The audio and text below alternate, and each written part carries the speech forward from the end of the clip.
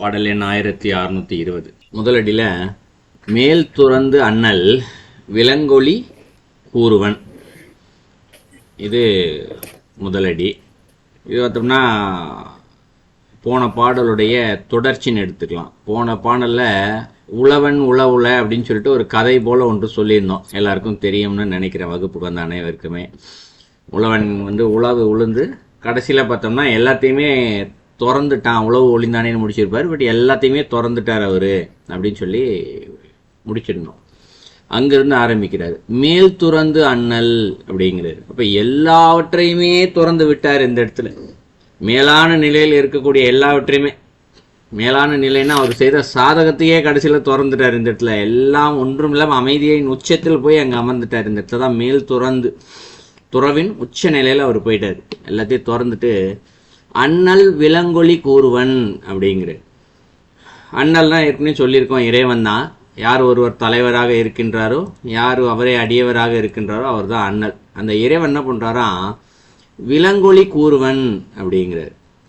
இந்த விலங்கொலி அப்படின்றது எப்படி புரிஞ்சுக்கலான்னா, தனியாக எதையுமே இங்கே சொல்லி கொடுப்பாரு அப்படின்னு பொருள் அல்ல. அவர் என்ன பண்ணுவாரா, அந்த சூரிய வெளிச்சம் எப்படி இருக்குது, சூரிய வெளிச்சம் ஒன்று இருந்துச்சு அப்படின்னா எந்த ஒரு பொருளையும் நம்ம தனியாக தேட வேண்டுமான்ற அவசியம் இல்லை. சும்மா பார்த்தாலே தெரியும், அது நமக்கு தெரியும் இந்த இடத்துல, இல்லைங்களா? தனியாக ஒரு டார்ச் லைட் எடுத்துகிட்டு போயிட்டு இருட்டுக்குள்ளே போய் தேடி பார்த்து ஆமாம் இந்த பொருள் இங்கே இருக்குது அப்படின்னு தேடணும்னா சும்மா நின்று பார்த்தாலே தெரியும், இல்லைங்களா? அந்த மாதிரியே இவருக்கு என்ன தேவையோ எல்லாத்தையுமே அந்த இறைவனே சொல்லிட்டு வரான் இந்த இடத்துல. அண்ணல் ஒளிகை விலங்கொலி அப்படிங்கிறாரு. விலங்குன்னா என்ன, இந்த இடத்துல எது ஒன்று நமக்கு தெரியாததோ அதற்கு தான் நமக்கு விளக்கம் தேவை, விளங்கிக்கணும் இந்த இடத்துல. ஆனால் இந்த இடத்துல அவரே வச்சு என்ன பண்ணுறான், சிவபெருமானே இந்த இடத்துல ஒரு வெளிச்சமா அண்ணல்னு சொல்லிட்டார் இல்லையா, ஒரு அடிமுடிக்கான அண்ணாமலைன்னு வச்சுக்கலாம்.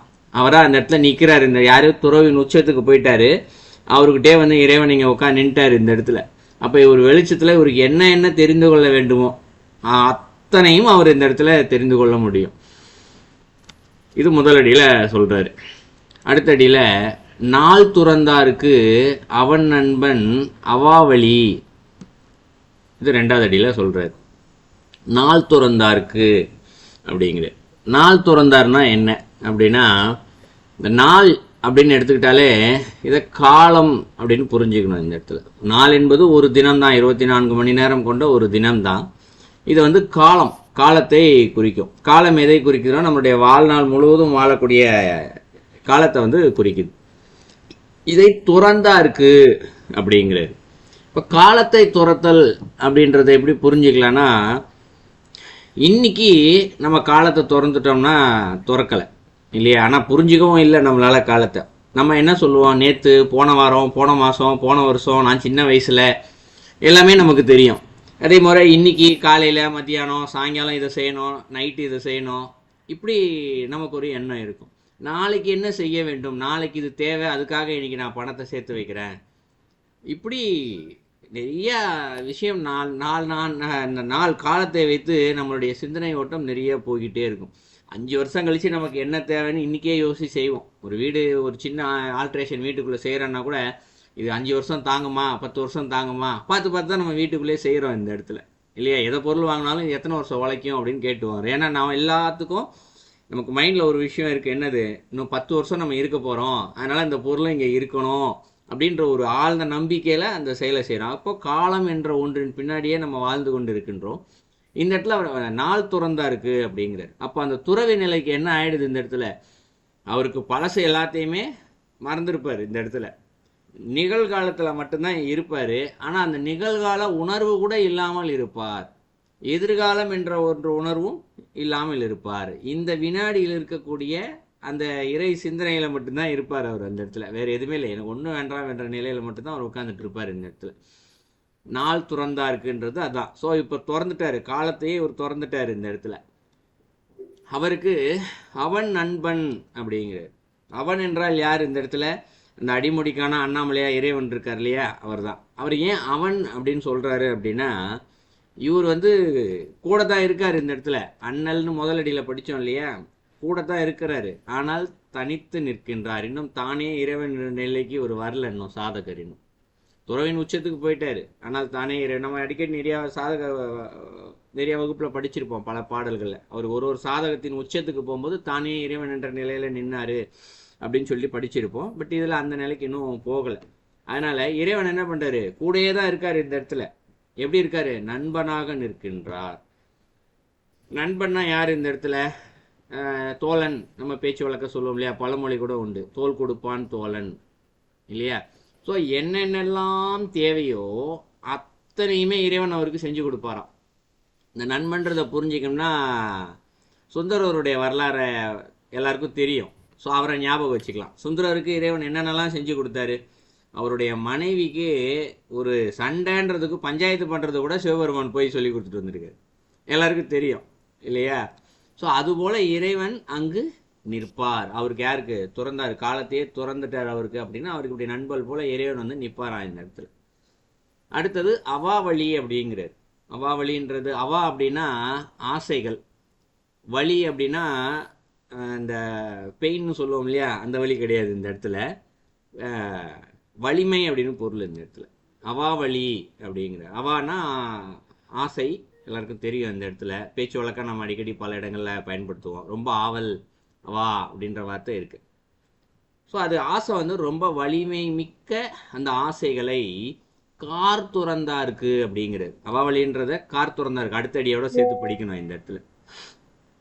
கார் அப்படின்னா இருள் அப்படின்னு பொருள்.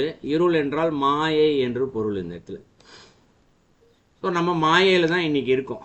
மாயையும் துறந்தா இருக்கு. ஆசைகள் என்று சொல்லக்கூடிய மாயைகள். இப்போ மாயைன்னா நம்ம இன்னொன்று சொல்லுவோம், பார்க்குற பொருள்லாம் இறைவன் தான், ஆனால் நமக்கு இறைவன் தெரியல, இந்த பொருளாகத்தான் தெரிகின்றது அப்படின்னு சொல்லுவோம் இந்த இடத்துல. ஆனால் இன்னொன்று இருக்கின்றது, ஆசைகள். அது கூட மாயை தான் இந்த இடத்துல. ஏன் மாயைன்னு சொல்கிறோம், நமக்கே பார்த்தோம்னா போன வாரம் ஒரு ஆசை இருந்திருக்கும், போன மாதம் ஒரு ஆசை இருந்திருக்கும் இல்லையா. இன்னைக்கு இருக்கா அப்படின்னு கேட்டால் அது கிடையாது. இன்னைக்கு எந்த ஒரு பொருளை அனுபவிச்சிட்டோமோ, அனுபவிச்சதுக்கப்புறம் அந்த பொருள் மேலே நமக்கு ஆசை வந்து அதிகபட்சம் இருக்காது இந்த இடத்துல. குறைஞ்சிரும், இல்லை விட்டு போயிடும். ரெண்டுத்துல ஏதாவது ஒன்று நிச்சயமாக இருக்கும்.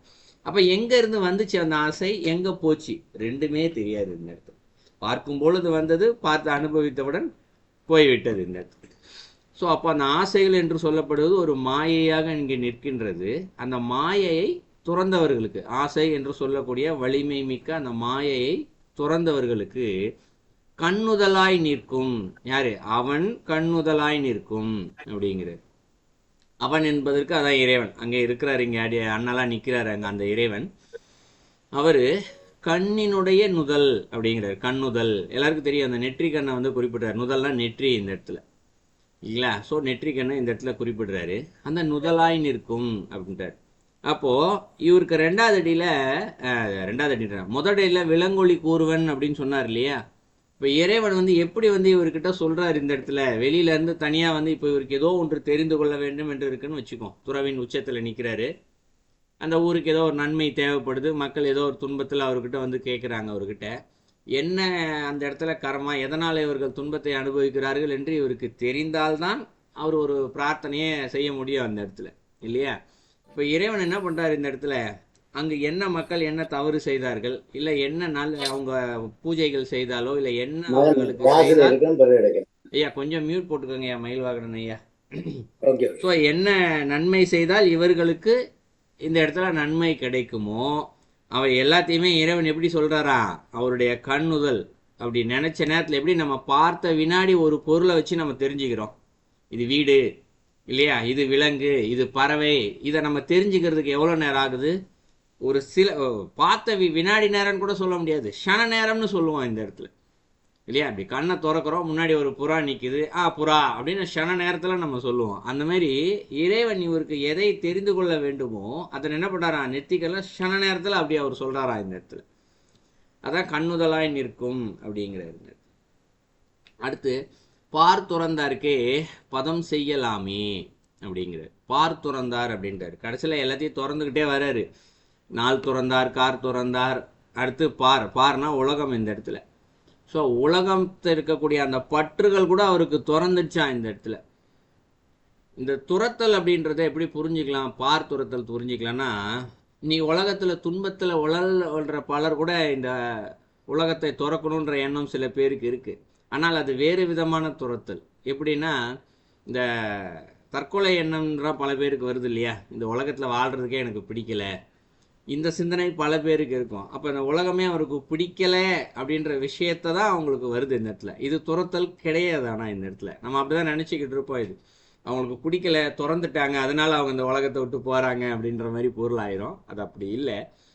அவருக்கு துன்பத்தின் உச்சத்தில் தான் போகிறாரே தவிர்த்து உலகத்தை திறந்துட்டு அவர் போகலை இந்த இடத்துல. ஆனால் இந்த இடத்துல அவர் என்ன சொல்கிறாரு, பார் துறந்தார் அப்படின்னா இந்த உலகத்தின் மீது இருக்கக்கூடிய பற்று கூட போயிடும். இந்த இடத்துல அந்த அமர்ந்திருக்கின்ற இடம் இருக்கு இல்லையா, அந்த பற்று கூட போயிடும். இந்த ஒரு துறவாயிற்று, இது எப்படி இவருக்கு பற்று இருக்கும் அப்படின்னு ஒரு சிந்தனை வரலாம் யாருக்காவது. அதுக்கு வந்து உபநிஷத்தில் ஒரு சின்ன விளக்க, ஒரு 2 லைன் கதை ஒன்று சொல்லப்படும். ஒரு முற்றும் துறந்த முனிவர் இருக்காரு. அவர் என்ன பண்ணுவார், டெய்லி ஒரே இடத்துல போய் தான் படுப்பாராம்.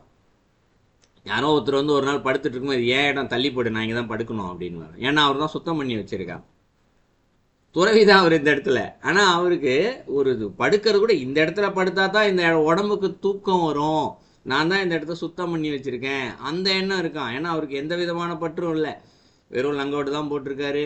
ஊருக்குள்ளே போய் பிச்சை எடுப்பார். யாராவது சாப்பாடு கொடுத்தா சாப்பிடுவார், சாப்பாடு கொடுக்கலாம் அவர் அடுக்கு அமைதியாக பசியோட இறைவா உன் செயல்பான்னு சொல்லி படுத்துக்குவார் இந்த இடத்துல. அந்த அளவிற்கு இருக்கக்கூடிய துறவி, ஆனால் படுக்கிறதுக்கு இங்கே படுத்தா தான் தூக்கம் வரும்னு சொல்லிட்டு, அப்போ ஒரு பற்று ஒன்று இடத்தின் மீது இருக்கின்றது இந்த இடத்துல. இது ரொம்ப நுட்பமாக பார்த்தா தான் தெரியும் இந்த பற்றை எப்படிப்பட்ட பற்றுன்னு சொல்லிட்டு. அந்த பற்றை கூட துறந்தவர்களுக்கு இடத்தின் தான் இங்கே நிற்கிறேன்ற எண்ணம் கூட அவருக்கு வராது. நம்ம நிற்கிறோன்னா என்ன பொருள், இந்த பூமி மண் இருக்குது, மண்ணு மேலே நான் நின்றுக்கிட்டு இருக்கேன், அந்த எண்ணமும் மண்ணின் மீது இருக்கக்கூடிய பற்று தான் இந்த இடத்துல. அப்போ நான் இந்த இடத்துல நிற்கிறேன், நான் உட்கார்ந்துருக்கேன், நான் படுத்திருக்கேன், இந்த எண்ணம் கூட இல்லாத உச்சநிலை துறவுக்கு அவர் செய்கிறார், போகிறார் இந்த இடத்துல. அப்போ தான் என்ன சொல்கிறாரு, பதம் செய்யல் ஆமி அப்படிங்கிறார். பதம்னா என்ன, பக்குவம். இந்த இடத்துல பதம்னா பக்குவம். இறைவன் என்ன பண்ணுறாராம், முழுமையாக தானே இறைவன் என்ற நிலைக்கு போகிறதுக்கு அவருக்கு அந்த பக்குவத்தை செய்யல் அப்படிங்கிறார். செய்யல்னா யாரு, மேலே அந்த அண்ணலாம் நிற்கிறார் இல்லையா, அவர் என்ன பண்ணுறாரா இந்த இடத்துல, இவருக்கு அந்த பக்குவத்தையும் கொடுத்து இறைவன் அருளுகின்றான். ஏன்னா பக்குவம் வந்துடுச்சு, நம்ம பல இடங்களில் சொல்லுவோம் இந்த இடத்துல இல்லையா, எனக்கு இது பக்குவம் வந்துச்சு, தகுதி வந்துடுச்சுன்னா இறைவன் வந்துடுவார் அப்படின்னு சொல்லுவோம். ஆனால் அந்த பக்குவம் தகுதி கொடுக்கறது கூட அந்த இறைவன் தான் நமக்கு கொடுக்க வேண்டும். அப்போ அதற்கேற்ற மனநிலையை தான் நம்ம இந்த இடத்துல வளர்த்துக்கணும், அதுவும் இறைவன் தான் கொடுக்கணும் இந்த இடத்துல. ஸோ நாளடிக்கும் சேர்த்து பொருள் பார்த்தோம் அப்படின்னா,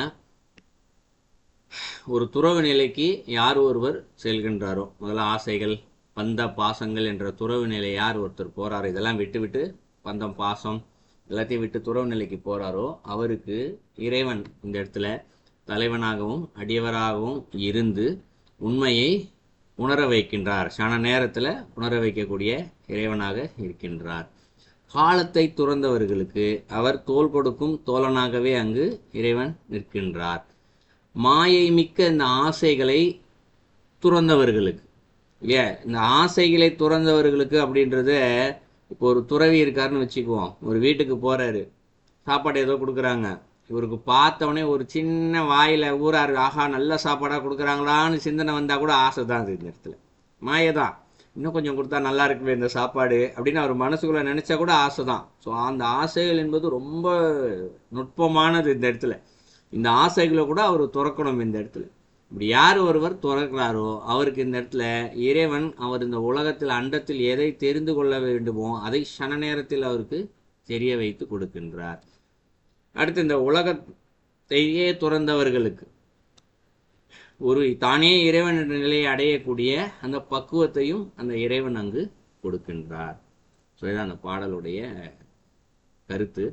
இல்லை திருப்பி திருப்பி பார்த்தோம்னா அந்த பதம் செய்யல்னும் போது இறைவன் தான் எல்லாத்தையும் கொடுக்கணும் அப்படின்னு இந்த இடத்துல நம்ம சொல்லிக்கிட்டே இருக்கோம். இப்போ எல்லாத்தையும் அவர் தான் கொடுக்கணும்னா அப்போ ஏன் எனக்கு இந்த இதை கொடுக்கல இல்லையா, அருளையும் அவர் தான் கொடுக்கணும், அந்த மனப்பக்குவத்தையும் அவர் தான், எல்லாத்தையும் அவர் தான் கொடுக்கணும், அப்போ எப்படி நான் எனக்கு ஏன் கொடுக்க மாட்டேங்கிறாரு, அவருக்கு ஓரம் வஞ்சினான்னு கேட்டால் இல்லை. நாம் எப்பொழுதும் எதை செய்தாலும் அறத்தின்படி நடக்கின்றோமா, யாருக்கும் துன்பம் இல்லாமல் நம்மளுடைய செயல் பேச்சு இதெல்லாம் இருக்கின்றதா என்பதை பார்த்து பார்த்து செய்தால் நிச்சயமாக அந்த இறைவன் பக்குவத்தை கொடுப்பார் அப்படின்றத நம்ம இங்கே தெரிஞ்சுக்கணும்.